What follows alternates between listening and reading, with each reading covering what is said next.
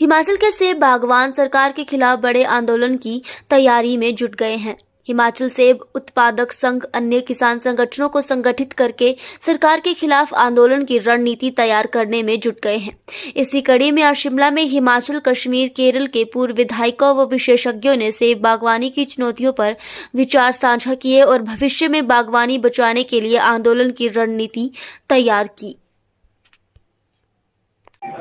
देखिए,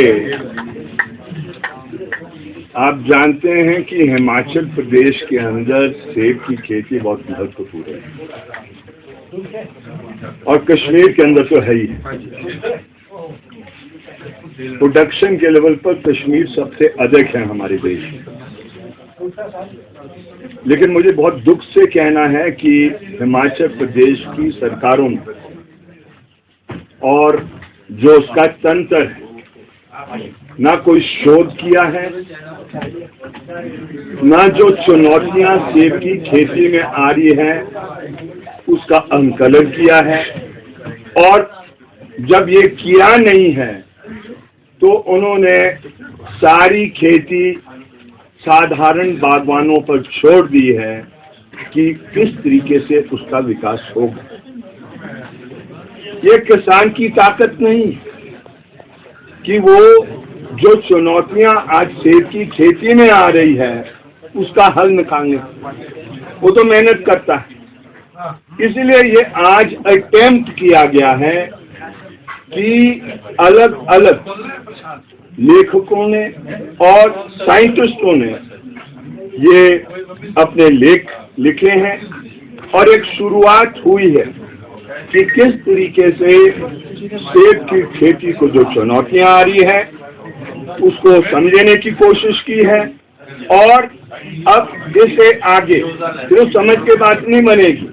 उसका हल निकालने के लिए हम समझते हैं कि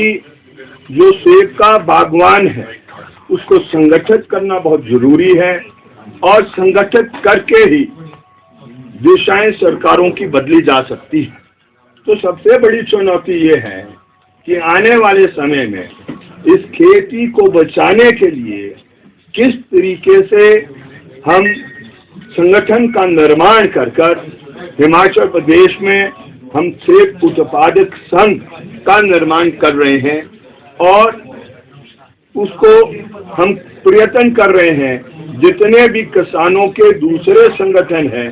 उसके साथ संयुक्त मंच बनाकर हम जन आंदोलन को हिमाचल प्रदेश में आने वाले समय में विकसित करने का निर्णय लेने वाले हैं।